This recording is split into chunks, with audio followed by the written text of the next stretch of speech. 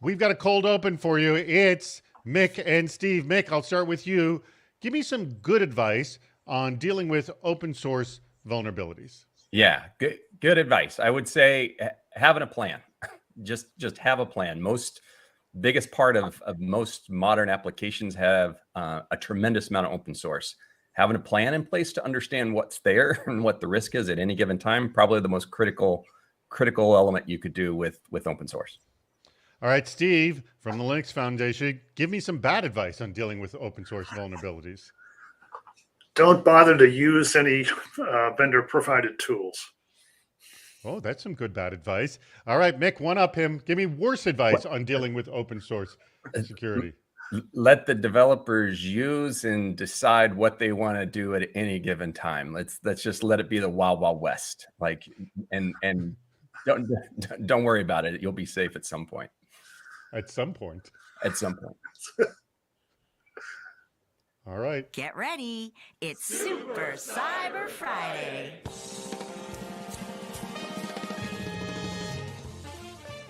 Welcome, everybody. It's Super Cyber Friday. Today's topic is hacking open source security, an hour of critical thinking of how to better secure non-proprietary software and environments. We just got some good advice and bad advice and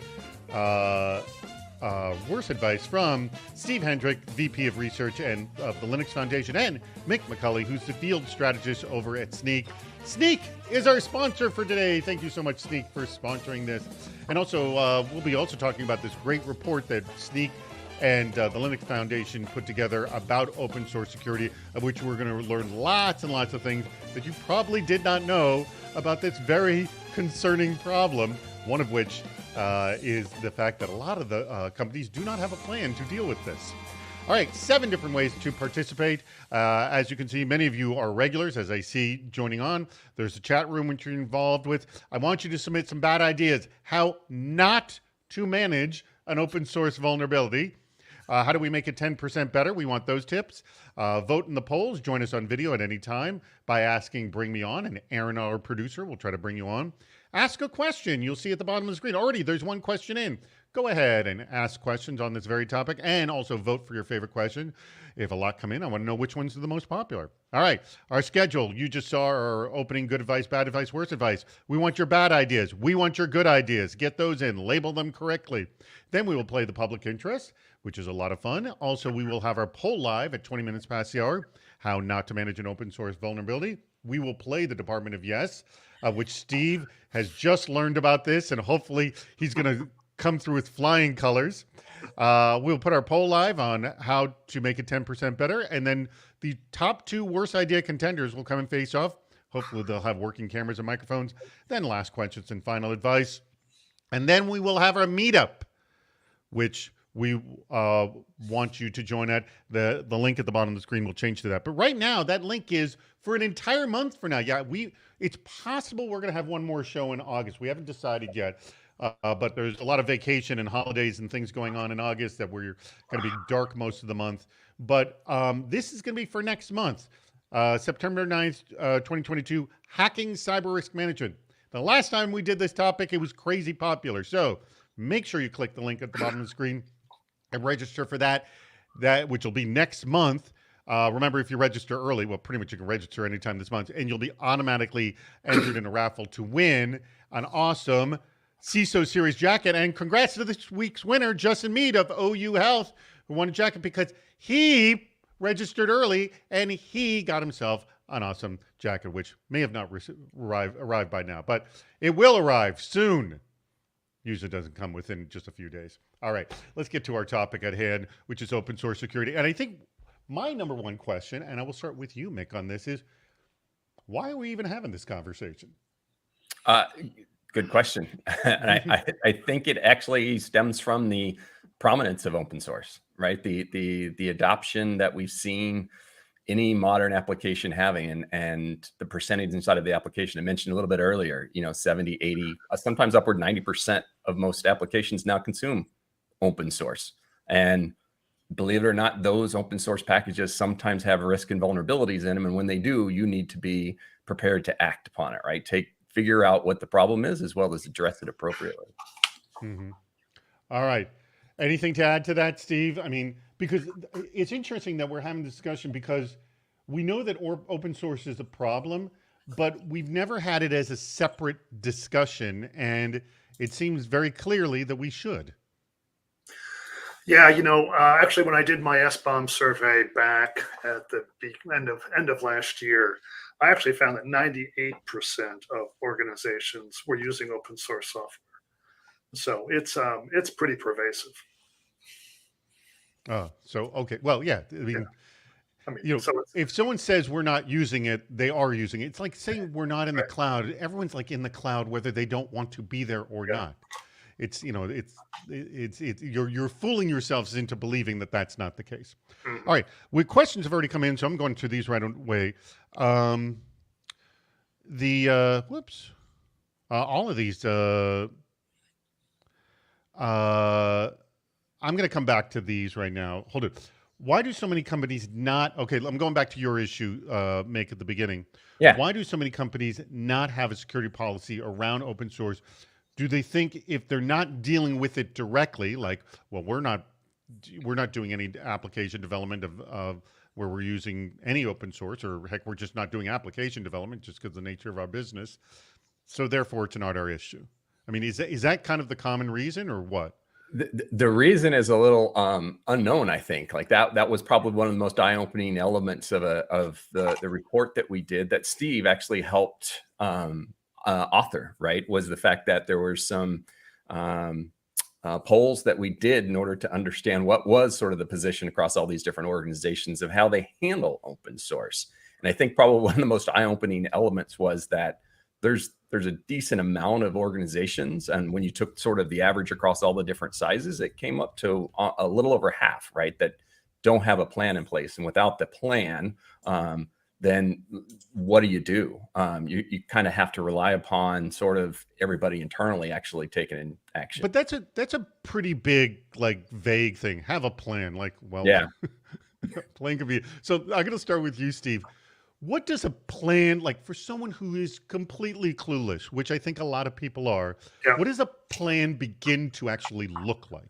Well, I mean, probably the best place to start when it comes to open source is to have an OSPO, an open source program office, because then at least, and when you have one of those, don't have it reported into legal, which is where it used to, or typically has reported into. Have it reported into either security or development.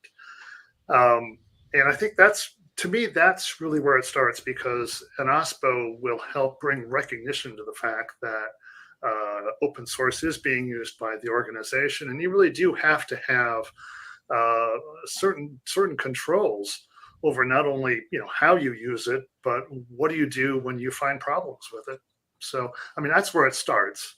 And then this idea of having an open source security policy, I think, falls out of that.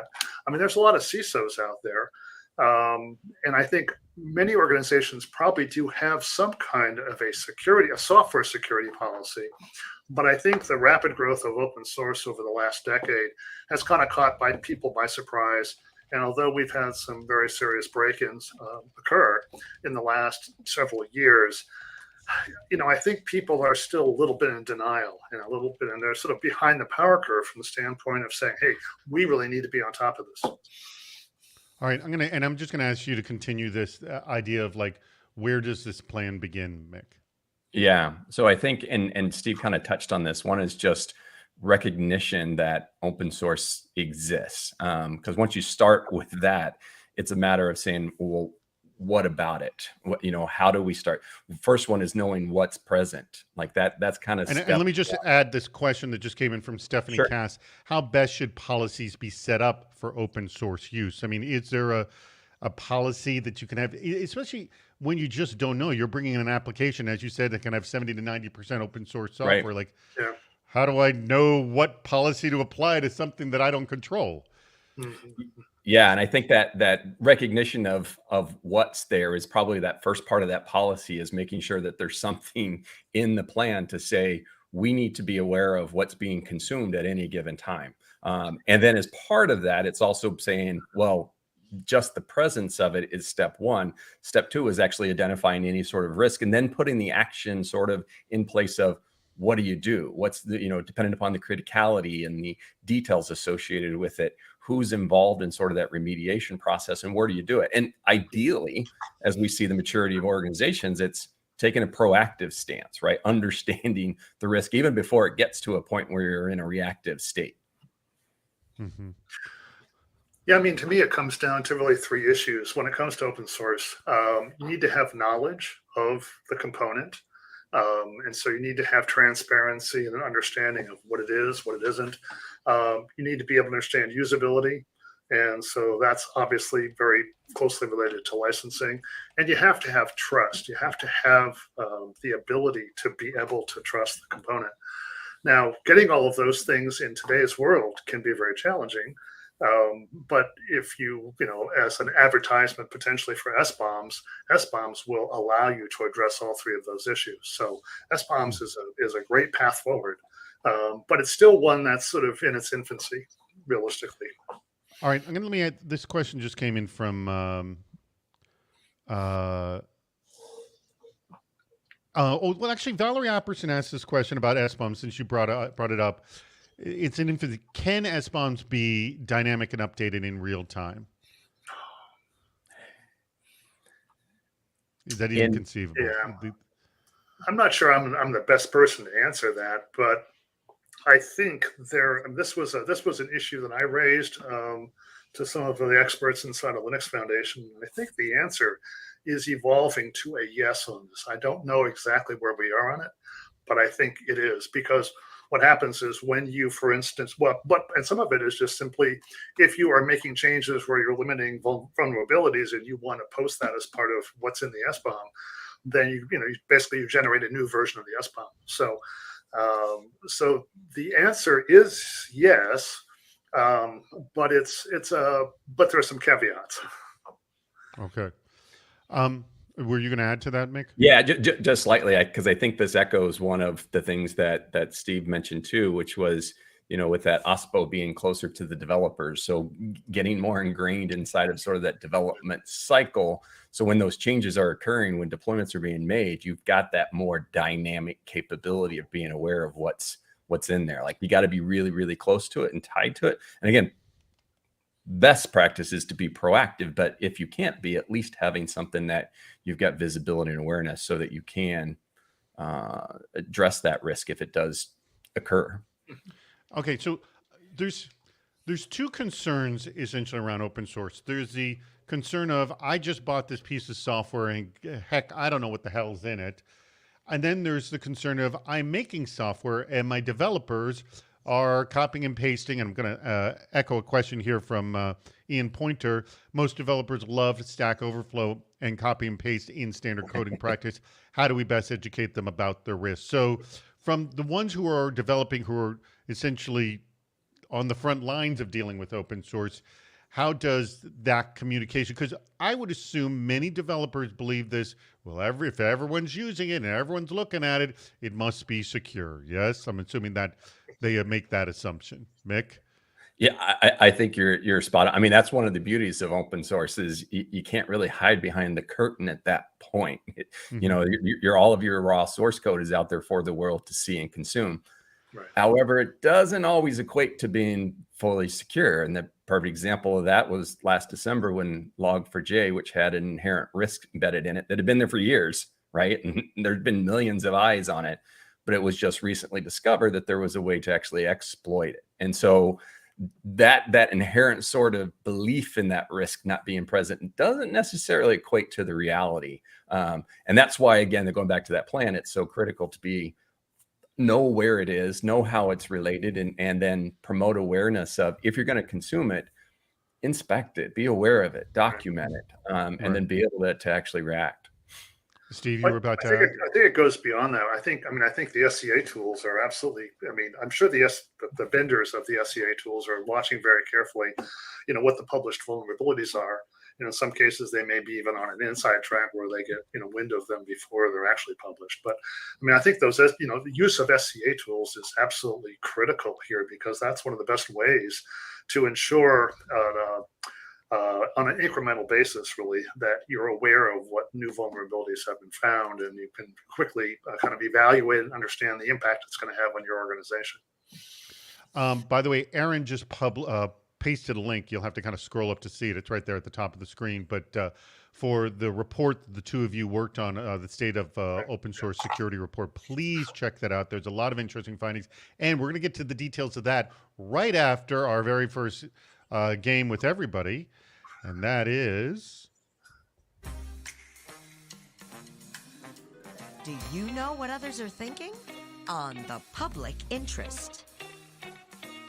All right, everybody knows how this is played. Steve and Mick, you are playing, again, 4 questions. Very difficult to get 4 out of 4 correct.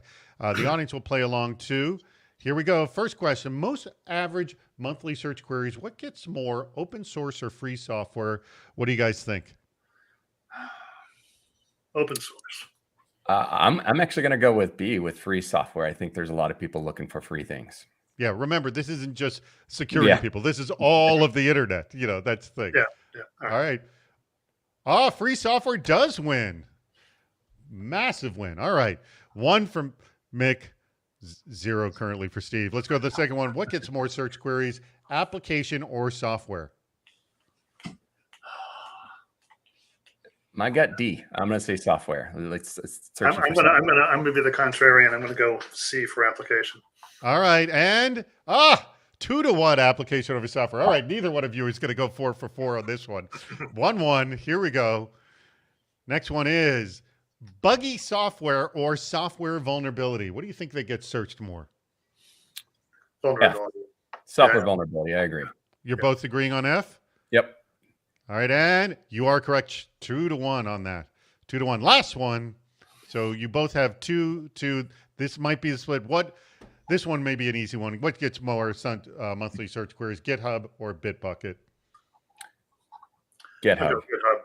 Yeah. Yes, I agree. In fact, it gets a hell of a lot more. Yeah, a lot more. There you go. All right. Now I want to know from the audience who got, I think everyone's answering. Is everyone answering G on that? R. Stephanie answered R. There is no R. Nobody answered Bitbucket. All right, excellent job, both of you. All right, let's get into this actual report the two of you worked on. Let me ask, just prior to writing the report, when you're like, because I get the sense that this is something that people are kind of clueless about, like, hey, I think we need to write a report of this because people aren't aware of how awful this problem is. Or maybe was Log4j the big wake-up call for everyone, Steve? Or was it wake-up call before? No, I mean, it was just one of many. Sunburst was a big one, too, because that was that happened inside of the actual build process for building software. So in many respects, that one was equally ugly, if not uglier, because of the way in which it could worm its way into many organizations as being part of what was being released. So no, I think there's been this growing trend, and what's happening is that, the bad guys are following the money. And if there's a way to exploit this stuff, there's a way to make money. And so open source, unfortunately, is kind of now in their crosshairs. And I think organizations are beginning to realize that. And I think we also collectively know that security hasn't been something that has been at the top of the list for many organizations. At least not, 5-6 years ago. The world has changed dramatically. And so now security, most organizations have to lead with security or should be leading with security because they're all playing catch up by and large. So anyway, I think that's really why much of the work I'm doing at Linux Foundation now all revolves around security, because it's a really important topic, and we keep unearthing issues that surprise even us. And how much distance still has to be traveled to make sure that we get to a good place. And in this report that we just wrote I wrote with Snyk, one of the things, I think the average score, if you're on a 0 to 100 basis, the average score that the organizations in the survey got, there, like 500 of them, was a 65, which is not a great number. It's just barely passing. Yeah, that's right. And I think in a year, it was going to go up to 72. And then in 2 years, it was going to rise to a whopping 77. So the problem is that, we have a big problem now. And the issues are that we're not doing enough to deal with these problems.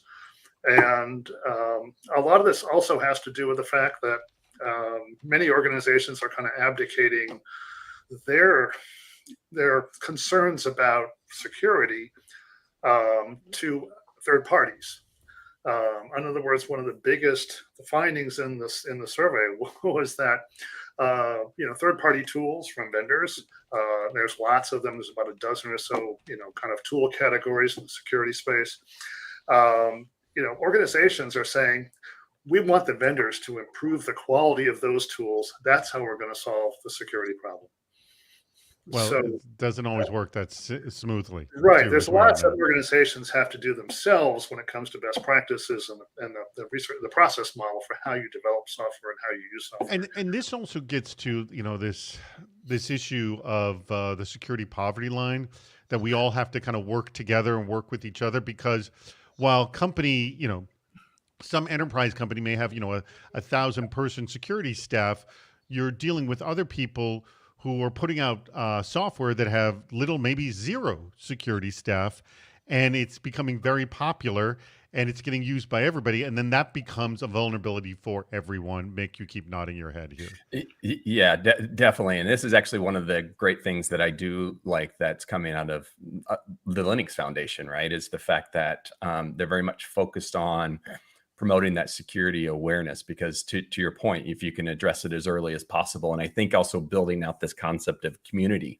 to get more individuals involved in some of those open source projects. And so that you get more eyes on it, right? So there's the education, and even starting to promote that in secondary education levels and building more insight, so that as people graduate, they come out with some of more of a focus on the security aspect of it. So I think it's a combination of those that will eventually have an impact. But even when that does, it's never going to be, an end all be all, cover all sorts of the security risks in any of it. And so let me just add quickly that we have our poll live for the best bad ideas. I want everybody to go ahead and start voting in on that, because we will be playing the Department of Yes in just about 8 minutes. So make sure you vote. Get your votes in. I would say vote early and often, but this application doesn't let you vote more than once, as much as I would like you to vote more than once. And also, if you haven't registered for our next, what we believe to be our next chat, which won't be till next month, please go ahead and do that. Cyber risk management, a hot topic. Steve, I cut you off. What were you about to say? No, I'm good. Okay, all right. So let's go into some of the findings from the report itself. What was so shocking to you? And I know one of the big ones, Mick, you mentioned, was like half didn't even have a plan, which, well, that's our starting point. I know that. What else became a big shock to you? Well, in my way of thinking, we asked about dependencies and dependencies of dependencies, the transitive ones. And what really, because, in the questions that we asked about each of those two, conventional dependencies, first order and then transitive. And we had the same set of responses for each one. And there was only one response that was essentially a passing grade, which was, we have strong controls and I'm confident in the security of our dependencies, either direct or transitive. So what happened was, for the direct dependencies, only 25% of the respondents picked that result. So only 25% said they had strong controls in place to deal with security issues on their dependencies. When we went to the transitive or indirect dependencies, only 18% answered that question, and that or chose that response. So the fact is that what this is pointing out is there are glaring issues with how organizations should be, looking for vulnerabilities and trying to validate the dependencies that their software, involves or relies upon. And I guess that was along with the half that don't have an open source, security policy. those were kind of the biggest concerns that were surfacing, which is that organizations really largely, are not in a great place when it comes to trying to manage open source security. All right. I'm sorry. And Mick, you were going to answer some of your sort of what was surprising you from the report. Yeah. Well, the first one was one of those original statistics about just how many organizations didn't have a plan in it. But then the other one. I'm sorry. Once you get that answer, I'm like, well, I guess don't bother answering anything else. But the other one, which I think is which I love from just a awareness perspective, was illustrating the presence and sort of the depth at which open source has an impact inside of organizations. And so there's a few of those other additional statistics that I think helps make everybody aware of the fact that there's a enormous number of packages inside of application. And Steve's point, this idea of transitive dependencies, you bring in with your top level package, but it then brings in another, and it brings in another, and you get this huge sort of parent-child, family tree type view of all of these different components. And you might not know at any given time what's there. Log4j, again, I go back to it just because it was a perfect illustration. One of the statistics in the report specifically says that it was, there were more than 2 instances in every single application. And I think 60% of the cases, it happened to be a child of something else. So you might not have even known that you didn't bring it in intentionally. It came along riding with something else that you had brought in. And that's the part I think that adds to this, a layer of intricacy associated with this management capability. Mm-hmm. By the way, get your 10% tips in, because we're going to put the poll of that up in 3 minutes, actually. So get that in. And I just saw a good one came in from Dwayne Grant. Have your interns help inventory all your open source software. And actually, Dwayne actually has another good question here. And he says, open source licensing is really confusing for most people. I would assume so. Do you have any suggestions to make sure you don't have any conflicting license obligations if you are building software that integrates open source libraries? This is an excellent question. Mick, Steve, either one of you jump on this. Have an OSPO. That's probably the one where it also does sort of go back up to your legal team. That's correct. Absolutely. Understanding those licenses and having a policy of the type. So that's the part where you almost have to extrapolate, like, here's the license type, but it's, what does that mean to your organization? When can you use it? When is it acceptable? And so most of those cases, there is some internal sort of legal knowledge, and it's a matter of mapping those policies, because in internal applications, it's perfectly acceptable to use these, GPL licenses, as long as you're not using it for commercial use. I'm not an attorney giving you permission, which is what your organization should do. But in most of those cases, the interpretation of it allows you to actually consume it. And that piece is probably the most critical one from a license perspective. Yeah. By the way, can I just tell you, on the CISO series, we have so many security professionals that begin a sentence with, I'm not an attorney. But we have had attorneys on our show before in the past, but we got that. I will just say that line has been echoed so many times. All right. I want to, before we get into our next game, Mick, do me a favor, just so everyone's aware where Snyk plays in this process. Yeah. How is Snyk involved in the open source security process? Yeah, open source was actually how Snyk got our start. We've expanded outside of that, but the idea was, how can we empower developers to understand what that risk is and help? And this give them goes guidance. back to actually a question Ian Pointer had. Go on, of asking this very thing. How do we make them understand when they're taking software? Yeah. So explain. Yeah, that's exactly it. It's about putting that insight, that knowledge, the security expertise that some of the security individuals and everybody that's aware of these risks have, but embedding it into the developer's workflow, their day-to-day activities when they're using open source. They don't want to create insecure software. Can you give me a more specific example? Like, I'm pulling in some code, or I've just downloaded and installed something, and Snyk is just running in line. What is it doing? Exactly. That's exactly what it's looking at, is to see what packages you're bringing in and what they're bringing in, and then to tell you if there's any sort of security risk associated with it. Not just when you're making those decisions, that's probably the most proactive piece, but also giving you that ongoing insight for the reactive component. So when the next December 19th, I believe it was, pops up, you have the ability to actually react accordingly and can take the reins and address everything you need to and understand sort of that path to remediation. All right. And since this is very much a developer tool, yes, it's a developer tool.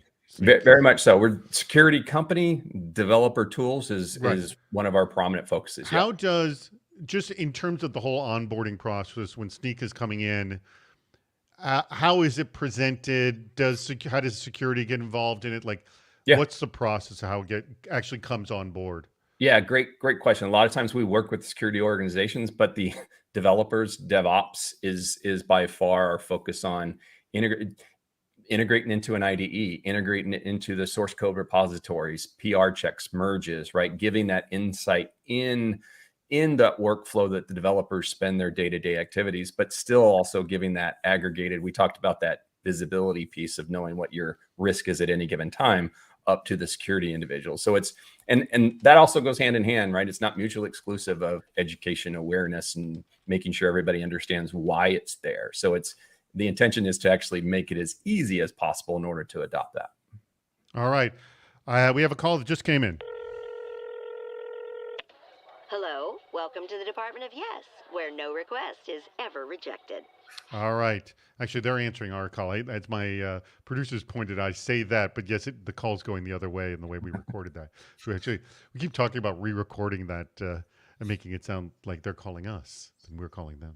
Anyways, we got two horrible suggestions here, and you're going to play the Department of Yes, and you have to argue why these are good, bad ideas. The first one I know comes from Matthew Thompson. And his suggestion is believe that if you only purchase enterprise level software, you don't have to worry about open source. I'm throwing this one to you, Mick. Why do you actually want to sort of go with that following of just purchasing enterprise software and then erase your open source concern? Why do we want to go that way? This is the yes answer. Yes, you have to agree to this. And you have to find the silver lining on this stupid idea. The silver lining is I'm putting all my trust inside of the other organization. I'm going to pay for it, but I'm willing to actually, fork those dollars out in order to offset the risk to another organization. I like that. I'll go with that. Steve, why are you going to do this? So how the game is played, I have to. Yeah, you're going to find the silver lining of you're going to just purchase the enterprise software, and then as a result, you will have no open source security plan, whatever. Essentially, you'll be the other 50% that you were surveying. Well, yeah, I mean, the rationale is that if I'm purchasing software from somebody, it's their responsibility. Regardless of what's inside of it, they have taken the appropriate measures to make sure there's no vulnerabilities, no problems.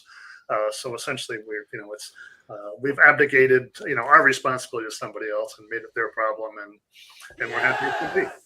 Yes, and by the way, this is I got it as facetious as a little bit of this may be already. I don't think this is so far off regular thinking. To tell you the honest truth, is that think of it this way: if I'm purchasing software from a company that has a huge security staff and I've got 1 to 0 people, what would be the point of me having an open source security plan? Right. Yeah. If it's viable, absolutely. Like that's not an unheard of approach. Well, that's right. I mean, small organizations have this problem in a big way, and I can see a lot of them, kind of convincing themselves that this is a plan that would work. Right. All right. This next one, ignore all patch updates and their development plans, or dun dun dun, their plan to suddenly stop their service without a backup idea. So just ignore patch updates and then not have a backup as well. Mick, you're nodding your head. I'm going to let you take this one first. Why do you want to do this? Yeah, I would say because of resiliency of the software, like there's less chance of you actually breaking something if you're not bringing in any of the new updates and patches, so you can make sure you can keep running. And this was from Victoria, by the way. This one. Why do you want to do this, Steve? Well, the issue is every time you make a change, you run the risk of breaking other links. So the fact is, I mean, this is true for big enterprise level software too, which is a lot of people do not want to do updates because they're concerned that they'll bring their their systems to their knees. You essentially will invite a problem where you didn't have one. That's Yeah. right. There you go. Good job. All right. I hope both Victoria and Matthew are available for, I believe, Victoria, is it Keenan? I believe is her last name. I hope both of you are available to come online in essentially about, 5 minutes. If you can come online, we'd love to have you to do essentially debate who was the worst idea. And again, if you have not clicked the link at the bottom of the screen, do that now. It will not take you out of this discussion whatsoever. We got tons of questions still came in. Let's get to them.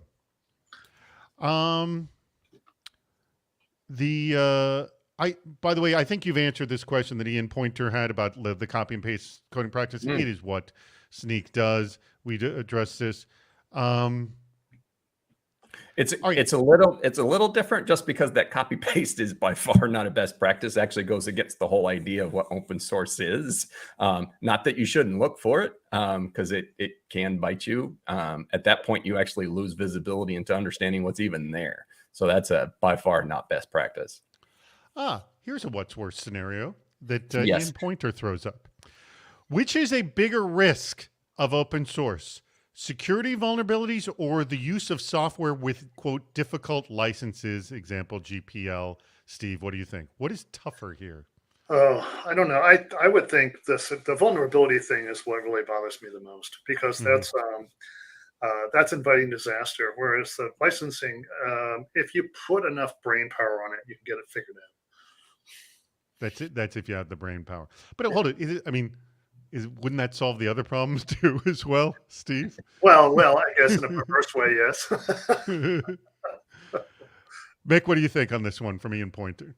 The license versus the vulnerability. I'm going to have to go vulnerability as well, because the license piece is definitely a little bit more nebulous. And again, it has applicability in only certain sort of timeframes. But the vulnerability, depending upon what it is, the risk could have very, very detrimental impact on an organization. Right. And the thing with the license is that you can actually technically put your arms around it. Yeah. Even though it's a little amorphous. Here's a question from Stephanie, for which I believe we do have an answer to it, but it would be great if we can just have a discussion about this. How can we create a culture when code is released, a person is delegated, specifically responsible for it, and ready to handle it, in charge to handle vulnerability patches of the code, maintain checklists for all possible concerns? What type of plan should that be implemented into? And just let me set up is that usually there are people who have ownership of open source code, but then there is code that gets abandonware as well, that nobody's responsible for.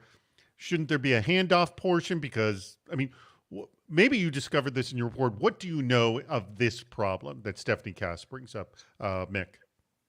Yeah, and if I'm interpreting the question correctly, I think that's more about the maintainers of the maintainers, yes, the individuals actually creating it. And I think that's one of these things that like I mentioned a little bit ago, that the Linux Foundation is putting a focus on, is to promote awareness in the community, because the reality is most of this is voluntary. Like there's a few that actually have money and sponsors behind them, but these maintainers are creating it just because they want to. And so that volunteerism only goes a certain way, right? When somebody's tired of maintaining it. So it's got to be a community support, which I think organizations across the globe need to get behind too, because they're consuming it. And so that's also one of the other elements that I think will have an impact.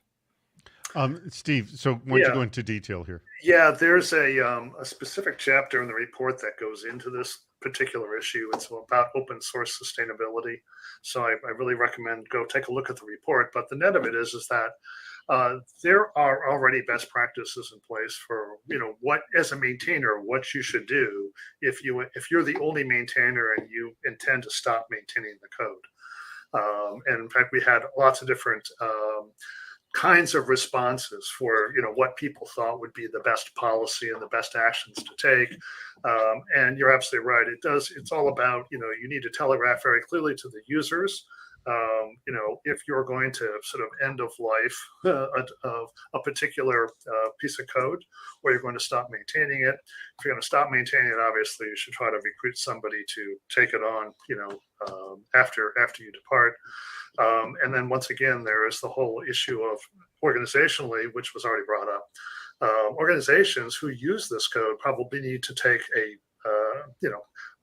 or be more invested in its sort of care and feeding over time, and make more allowances for having individuals on their staff who are involved in open source, allow them to spend more time taking care of those assets that are really important to the organization. Let me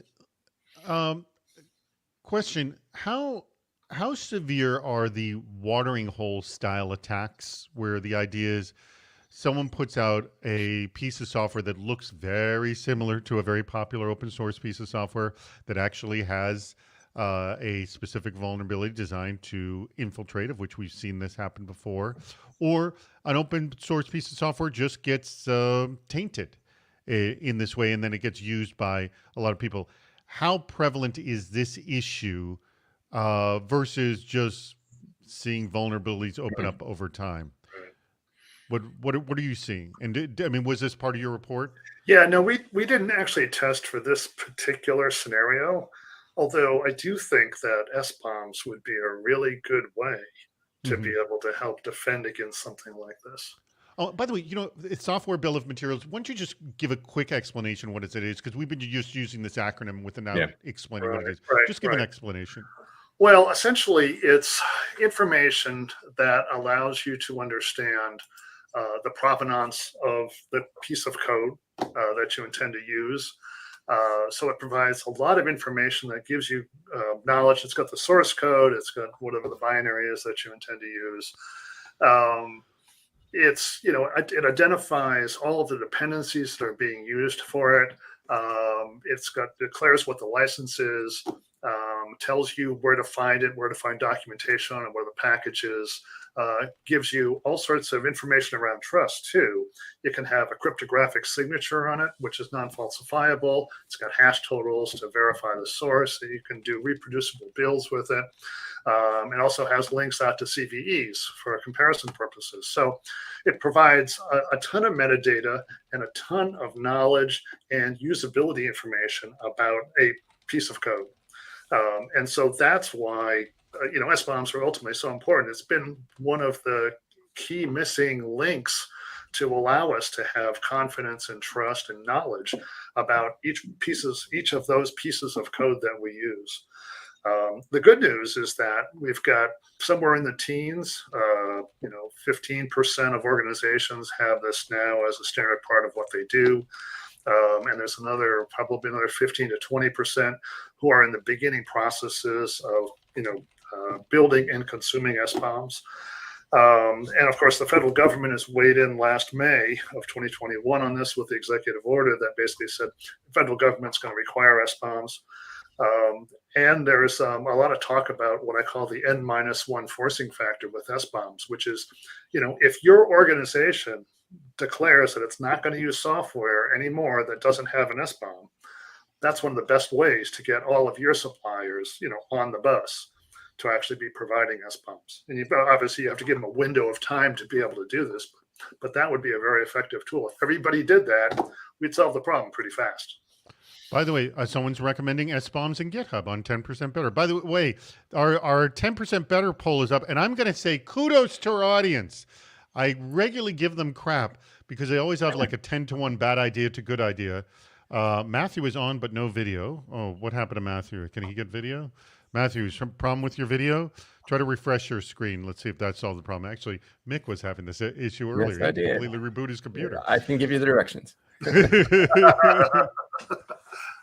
Did you do anything more than just reboot your computer? No, it was just that. Yes. Just reboot the computer. Yeah. Anyways, get your votes in for the 10% Better tips, and let me just acknowledge some of them come in. Develop a security culture at your company and get everyone to think like a security person. Well, that is what we're all trying to do. That is done by regular training. Security is not just for security team's problem, but everyone's problem. Yes, that's got a bunch of votes reprompted. I don't know.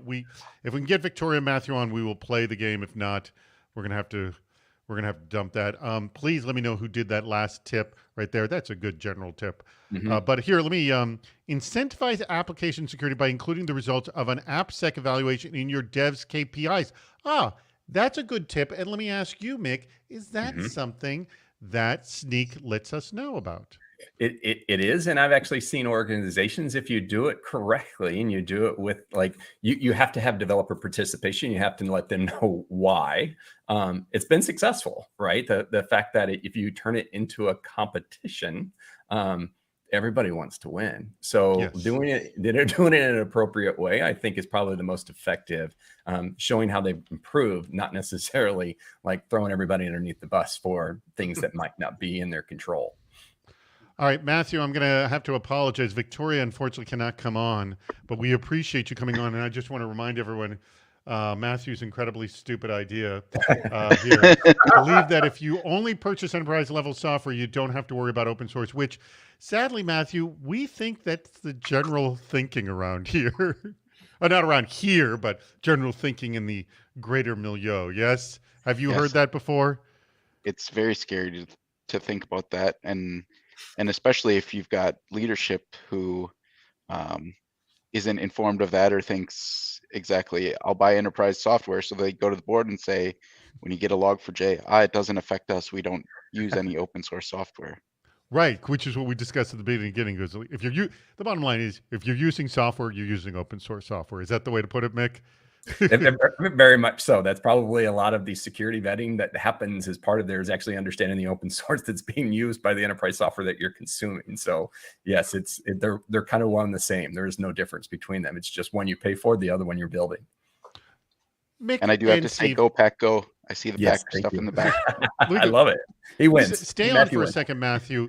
Mick and Steve, let me ask you a question.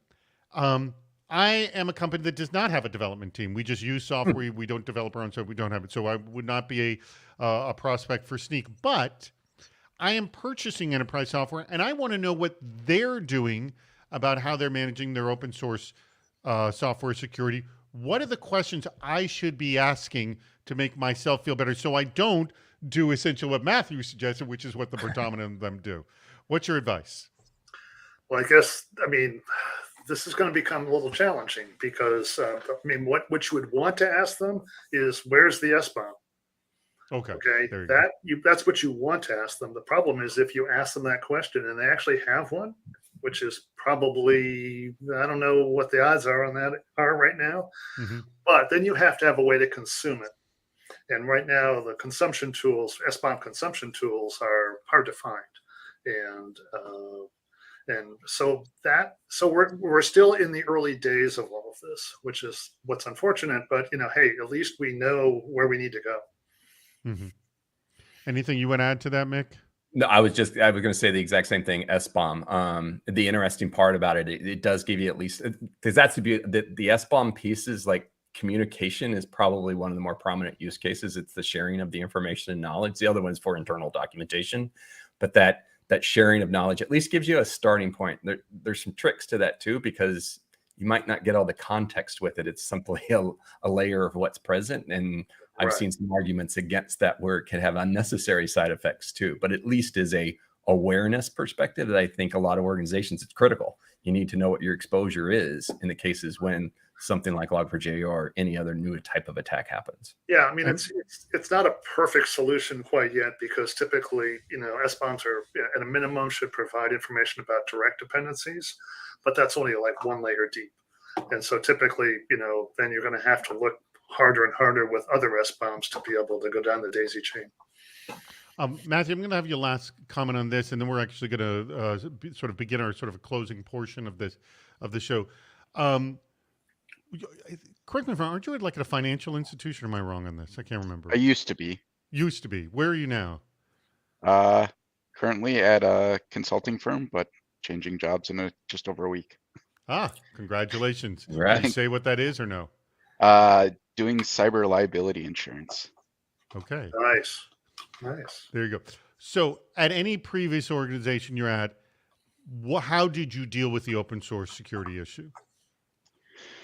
I would say a lot of it was just understanding, particularly, for instance, our SIM, even though the SIM that we were using was an enterprise level SIM, there were open source aspects to it that we knew, and just trying to be aware and of what sort of technologies and kind of digging into it. But a lot of times that took a team who had time to dig into it or ask the questions that we've discussed here, to be able to know what you need to be concerned of. But I think the overall piece is just being aware that it is out there, and it is even in those enterprise level software solutions. Excellent. All right. Well, thank you very much, Matthew Thompson, for joining us, and congrats on your new gig as well. Okay, I'm going to come back. We're going to do some wrapping up thoughts on today's topic, but I just have some sort of wrap up comments to make. If you have not clicked the link at the bottom of the screen, do that right this second, because it is going to change very soon. Our next show, we think, is going to be not until September, Hacking Cyber Risk Management, an hour of rethinking how we normally manage cyber risk and how we can do it better. Go ahead and click on that link right now, and you'll automatically, if you register early, essentially anytime this month, you're entered to win a CISO Series jacket. Huge thanks to our sponsor, Snyk. That is Mick's company. Thank you so much. They've actually been a repeat sponsor with the CISO Series, and we love that. Thank you so much for sponsoring us. Check them out they are snyk.io.co and .com. You've got all of them. Any of those will take you to Snyk. SSSNYK, but it's pronounced Snyk. Hey, about more like 100 minutes from now, so 3:30 p.m. Eastern, we are doing our Cybersecurity Headlines Week in Review, and we have Yael Negler, the CISO of Walker & Dunlap, who will be providing the context for the 8 biggest stories in cybersecurity this week. That'll be over on the CISO Series LinkedIn page as well. And, Aaron, go ahead and check that link. Change that link at the bottom of the screen to our meetup. There it is. Stick around for our meetup. There is a link at the bottom. You can actually click on that now and enter the meetup. And we are going to wrap this thing up in about 9 minutes. Actually, we've got a good amount of time, so we can answer some questions as well. Tell your friends to join us. We do this not all Fridays, as you notice, not in August, but we do it most Fridays at 1 p.m. Eastern, 10 a.m. Pacific. And if you want to sponsor Super Cyber Friday, email me at david@cisoseries.com. In fact, if you want to do one in August, we could conceivably do it the second to last Friday in August. Just ping me at david@cisoseries.com. Do that right away if you're interested in doing that. All right. We got a few questions left because we do still have about 8 minutes left in our conversation, and then we'll all do the meetup. By the way, for those who've never been to our meetup, please join us. There are a lot of you on, and we want all of you to join our meetup because it's a lot of fun. All right. Let me get to some of the additional questions. This goes back to the unmaintained question. Ian Pointer's asking this question when something goes abandonware. I want to know how much abandonware is out there. Essentially, nobody's maintaining it anymore. He's saying, how do we manage the risk that an open source project we're using is now unmaintained? Does that mean now we're maintaining it? I mean, it's just as simple as that, Mick? It could. I mean, actually, anybody can help maintain open source software, right? And I've seen organizations that actually get behind helping the community and actually will promote their own. The other piece to that is just being aware of it. So knowing if there is something that you're using, or if you're getting ready to use something and it's been abandoned for a couple of years, it might not be the best decision to actually start to use and consume that. So there's the sort of pre-inspection piece that I think also will give you some of that visibility. After the fact, then it becomes a tricky. How do you get visibility into whether something's abandoned or not? And by the way, from your report, do you have any kind of concept of what percentage of open source software is abandonware, or do you have no clue what it? I mean, there's a lot of open source out there. I don't think we've tried to actually get a handle on, what's being maintained well versus what's been abandoned. We actually have our Linux Foundation is doing very intense research and has activities around making sure for the top 4,000 components out there that are in use in the open source space, to make sure that we have those fully secured and locked down and maintained properly. So that's an ongoing activity right now. So that's the good news, is that we're paying a lot of attention to those components that everybody is using. But the inverse is not true. There are hundreds of thousands of open source components out there. And if you have at the very end of this long tail, if you've got components that are not being well maintained anymore or abandoned, if they're not used much, it's hard for people to even have them on their radar. So I think what we've already said, which is that you need to understand, everything that's in your portfolio, and you've got to be able to make decisions from a governance, risk, and compliance standpoint. What am I going to use? What am I not going to use based on how it's being maintained? Good point. Yeah, and that's actually some of the insight that we help with, right? Is to provide a little bit of that insight so that what decision is best. Because if it's something brand new, and then the reputation of the maintainer, or if it's something that's been abandoned, those are all contributing factors that I think help organizations make some of those decisions. All right, I'm going to let you guys have sort of final thoughts, comments, anything you want to pitch about either Snyk or the Linux Foundation, please do that. Also, the question we always ask everybody is, are you hiring? So make sure you get an answer to that. So I'll start with you, Mick. And also, let's one more time, if we could just paste the link to that report, the Linux Foundation and Snyk's report about the state of open source security, drop that in the chat as well so everyone has that. But any last thoughts about Snyk and how people can find out more about it, get in contact with you, and if you're hiring? Sure. I'll start with the first one. We're definitely growing. We've been growing like crazy, so we've always got opportunities typically listed. So love to have good people on board. The second one is we're a big proponent of see it and try it, do it. We focus on the developers, and we think if they can use it and consume it easily, then it's a win, not only for us because we get their feedback, but for organizations that eventually use Snyk. So if you hit snyk.io, you can sign up, try it for free, and start interacting with everything we do. So that aspect of it, I would say take advantage of. That one that I would probably, last thing I would echo is if you do start using Snyk inside your org, it's collaboration with dev. It's understanding what they need, why they need it, where they want to use it. And those are probably the most critical elements to actually making this concept of taking security expertise and delivering it to individuals so that they can actually use it proactively as part of their creation process. And you are hiring, yes? Yes. Definitely hiring. And you're going to be joining us in the chat later. So if you're interested in that, please talk with them. And if someone wants to get in contact with you, what's the best way to get in contact with you? Yeah. So me personally, I'm Mick at snyk.io. But if you hit our snyk.io site, you can always sign up and somebody will reach out to you and we can have further conversations about exploring the product and seeing more detail. I just added it right there. All right. And then, Steve, I'm going to let you have final thoughts. And one thing I just wanted to echo out there, I mean, participating in open source communities, getting involved in the community, I will just say, I get this question constantly. How can I get CISOs to pay attention to me? Getting involved in the community is one of the best ways. And you don't need to be a developer to do something like that. There are lots of other ways to get involved in that. And I would love it if you can explain how to do that. And then anything else you want to say about the Linux Foundation. And are they hiring? I'm assuming you're always looking for volunteers. Give me explain.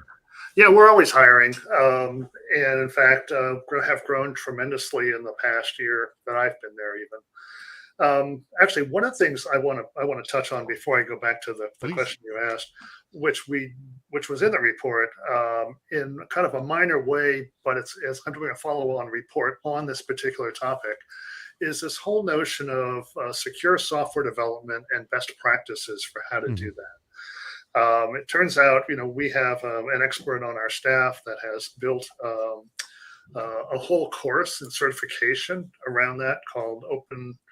It's part of the OpenSSF, Open Source Security Foundation. It's called Secure Software Development. It's the course number is LFD 121. It's a free course, probably take you 18 to 24 hours worth of time to complete. If you take the test and get a certification, it's good for 2 years. It is becoming tremendously popular. It is fabulous from the standpoint of getting you to understand what those best practices are. There's about 150 of them to actually do secure software development. And in today's world, it's absolutely critical to have a window into what that's all about. From the standpoint of being involved in open source, If you're a developer and you work for an organization, have a conversation with them. A lot of organizations will provide their developers with time to go off and support those open source projects that are important to the organization. So if you are, and most everybody who does contribute to open source basically says, I'm doing it because I love the camaraderie and I love to learn. And this is a really good way to sort of pay back into the industry that I have derived a livelihood from. So there's a lot of fabulous people out there. It's a great way to be involved in a more altruistic way, even though your employer may be paying you and providing the time for you to work on these projects. But it will be immensely rewarding, I guarantee. All right. With that being said, thank you very much, Stephen. Thank you very much, Mick.